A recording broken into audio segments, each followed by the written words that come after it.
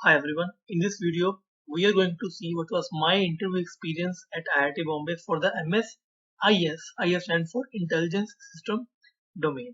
Okay, तो इस video में आपको पूरा का पूरा आइडिया हो जाएगा कि MS के अंदर कितने डोमेन्स होते हैं, ठीक है। जो हमारी इंटरव्यू होती है उसका सिलेबस क्या होता है, कैसे कैसे क्वेश्चंस आते हैं, ठीक है, इन द रिटन एग्जामिनेशन। तो ये सभी के सभी डाउट्स का सोल्यूशन प्लस जो मेरा पर्सनल इंटरव्यू एक्सपीरियंस है वो इस वीडियो में आपको मिल जाएगा। Okay, so let's start. So basically ये 4 सब्जेक्ट्स हैं जो एक एमएस स्टूडेंट को पढ़ने होते हैं for the written exam as well as for the interview. Okay, let me tell you something. तो ऐसा होता है कि हमारा होता है सबसे पहले एक रिटन एग्जामिनेशन, ठीक है। वो जब हो जाता है तब उसके बाद जो बच्चे उसमें सेलेक्ट होते हैं उनका फिर आगे इंटरव्यू होता है। और इंटरव्यू आईआईटी के जो मतलब उनके जो होते हैं ना प्रोफेसर, वो लोग लेते हैं, ठीक है। तो वो मैनेज हो जाता है, उसमें दिक्कत नहीं है। तुम्हें ये गेट के बाद अपना एक एग्जाम निकालना होता है हर एक आईआईटी का। तो ये वीडियो के अंदर हम आईआईटी बॉम्बे का देखेंगे, जिसमें हमें का मतलब यहाँ पे एमएस वाले एमएस वालों को सिर्फ और सिर्फ 4 सब्जेक्ट्स को अपने स्ट्रॉन्ग करना होता है। ऐसा नहीं है कि गेट के बाद तुम्हें सारे के सारे गेट के सब्जेक्ट्स को ध्यान देना होगा, नहीं, सिर्फ इन 4 पे ध्यान देना है। और वो 4 हैं कैलकुलस, लीनियर अलजेब्रा, प्रोबेबिलिटी और एल्गोरिथम। अभी जो टॉपिक्स इन्होंने यहाँ पर दिए होते हैं ना, हमें इनको पढ़ना नहीं होता, सिर्फ हमें एंटायर सब्जेक्ट को कंप्लीट करना होता है। तो वो एक बेटर अप्रोच होती है कि तुम जैसे उन्होंने अगर एल्गोरिथम बोला है तो तुम एल्गोरिथम को पूरा पढ़ के जाओ, ठीक है। अगर उन्होंने कैलकुलस बोला है तो तुम कैलकुलस को पूरा पढ़ के जाओ। तो ये बेसिकली होता है, ठीक है। तो ये हर बार सेम रहता है, ऐसा नहीं है कि जैसे इस बार ये 4 है तो नेक्स्ट टाइम 5 हो जाएंगे, नहीं। ये मेरे से पिछले बैच का भी सेम ही 4 थे और आपके बैच में भी आगे 4 ही रहेंगे, ठीक है। अब अब बेसिकली क्या होता है कि 3 डोमेन आते हैं, ठीक है, जिनको हम पैनल्स भी कह देते हैं। तो पहला पैनल होता है हमारा कंप्यूटिंग सिस्टम का, जिसको सीएस बोलते हैं। सेकंड होता है हमारा इंटेलिजेंस सिस्टम का, जिसको आईएस बोलते हैं। मैं इस स्ट्रीम में हूँ, ठीक है। थर्ड वन होता है हमारा थ्योरेटिकल सिस्टम, जिसको टीएस बोलते हैं। तो तुम्हारी एमएस या तो सीएस में होगी या वो तुम्हारी टीएस में होगी या फिर वो तुम्हारी आईएस में होगी। अब ये तुम्हें देखना होता है कि तुम्हारा इंटरेस्ट क्या है। अगर तो तुम्हें डिस्क्रीट ग्राफ्स ये थ्योरी पढ़ने में मजा आता है, देन टीएस ही तुम्हारा सही है। लेकिन अगर तुम्हें एआई में इंटरेस्ट है ना, कि यार मुझे एआई में देखना है कि how this different things work in AI, okay, what are the different models one can create, तो ये सभी अगर तुम्हारे डाउट है, ये अगर तुम्हारा इंटरेस्ट है, तो तुम्हारे लिए आईएस द बेस्ट है, ठीक है। और अगर मैं बात करूं सीएस की, ठीक है, कंप्यूटिंग सिस्टम की, तो उसमें आपके ओएस आ गया, आपका डीबीएमएस आ जाता है, ठीक है। तो अगर आपको उसमें इंटरेस्ट है तो ही आप उसमें जाओ। तो आपको पहले इन तीनों में से एक अपना इंटरेस्ट का देखना पड़ता है।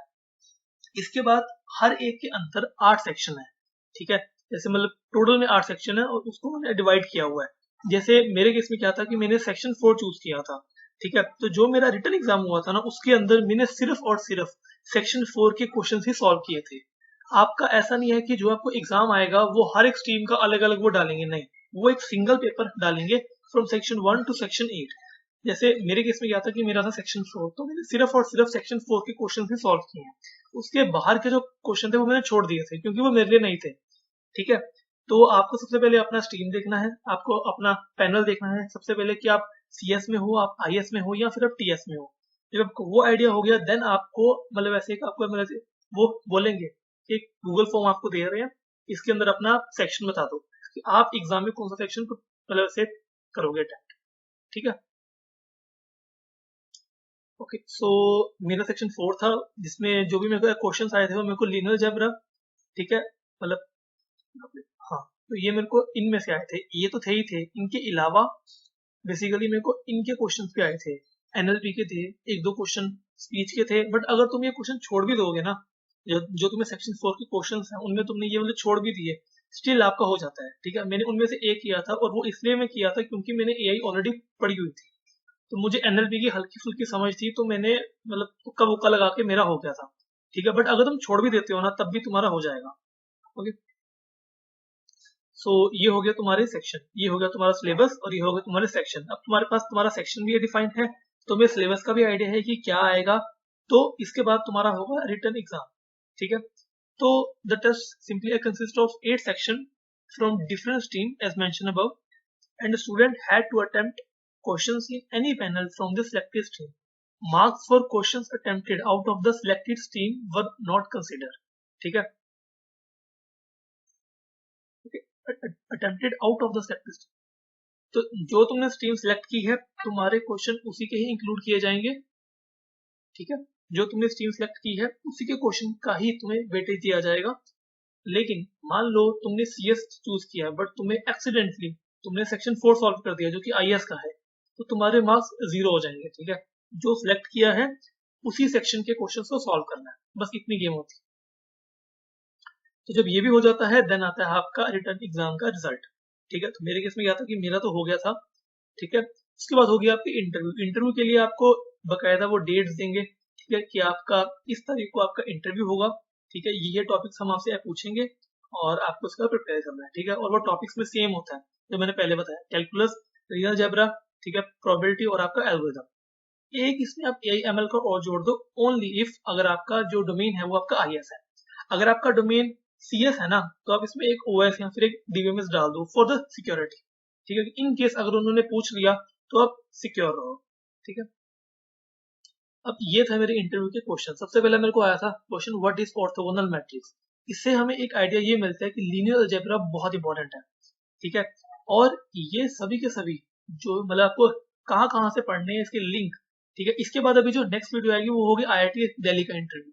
ठीक है, उसके बाद जो आएगी ना वीडियो जो मैंने भी मतलब की हुई है शेड्यूल, वो वीडियो के अंदर आपको लीनियर अलजेब्रा, आपको प्रोबेबिलिटी, ठीक है, या फिर आपको सारे एल्गोरिदम हो गया, डीएसए हो गया, ये जो जो टॉपिक आपको इंटरव्यू के लिए हेल्प होती है ना इरिस्पेक्टिव ऑफ योर स्ट्रीम, इनके लिंक्स द बेस्ट रिसोर्सेज के आपको मिल जाएंगे उस वीडियो में। ठीक है, तो आप देख रहे हो ये जो मेरा पहला क्वेश्चन था इसके अंदर एलए पूछा गया था मुझसे। ठीक है, इसके बाद जो मेरे से आया था क्वेश्चन वो था कि tell me about your beta project and its use cases.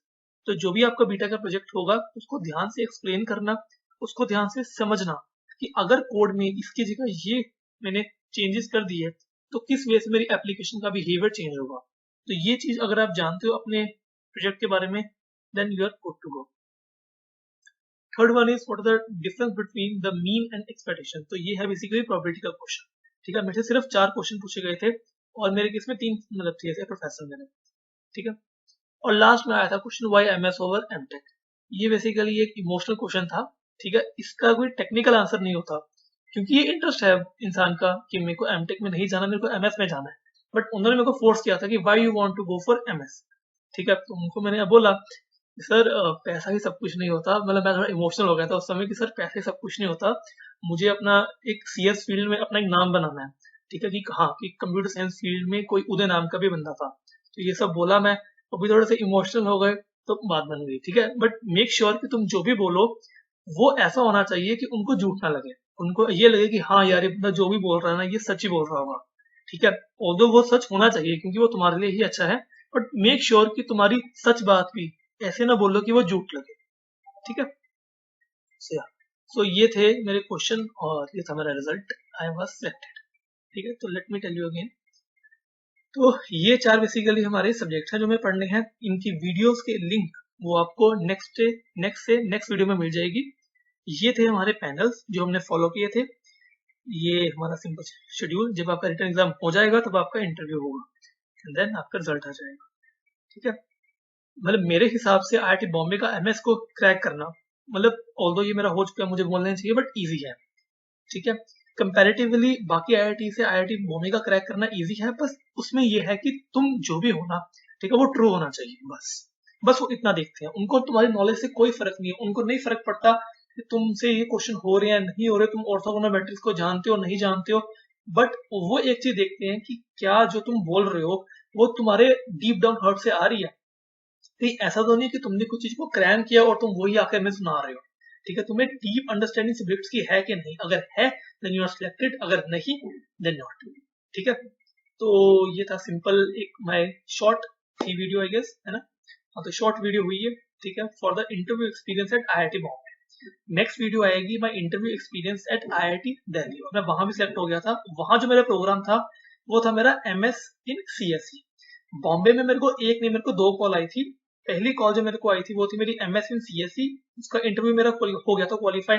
और जो सेकंड थी वो थी मेरी एमएस इन सी माइंड्स, उसका भी हो गया था।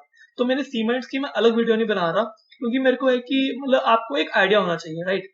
अगर मैं आपको अभी अपने एग्जैक्ट मतलब से बताऊंगा ना क्वेश्चंस की मेरे को सीमेंट्स में ये क्वेश्चन पूछे गए, तो वो आपके किसी हेल्प के नहीं है। आपको जैसे लेआउट पता होना चाहिए कि आईआईटी बॉम्बे इंटरव्यू कैसे कंडक्ट करवाती है।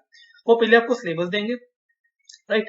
फिर वो आपको एग्जैक्ट पैटर्न बताएंगे कि इस वे से आपका एग्जाम होगा, ठीक है। देन वो आपका एग्जाम होगा, एंड देन एग्जाम के बाद आपको इंटरव्यू का बताएंगे, एंड देन आपकी इंटरव्यू होगी।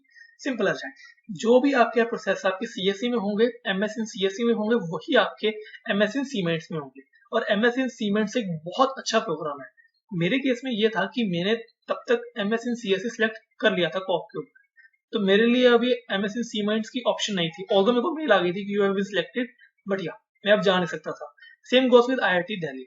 वहां जो मैंने इंटरव्यूज दिए थे उनके मेरे को मेल आ गए थे, ठीक है। जैसे मेरे को अलग अलग आईआईटीज के भी आए थे, मेरा आईआईटी कानपुर का आया था कि आपको एमटेक का अलॉटमेंट हो गई है, if you want you can join, ठीक है। तो ये होगा आपके साथ। एंड सब कुछ काफी इजी है। बस ये है कि जो भी आप पढ़ रहे हो ना, तो चाहे वो अभी गेट में ही क्यों नहीं है, उसको ध्यान से पढ़ो, उसको समझो चीजों को, ठीक है। अगर गेट नहीं भी होता ना अच्छे रैंक से, तब भी ये जो आपकी नॉलेज है ये आपको आगे आपके आईआईटीज में बहुत हेल्प करेगी, ठीक है। तो ये थी entire video regarding my IIT Bombay experience. So bye.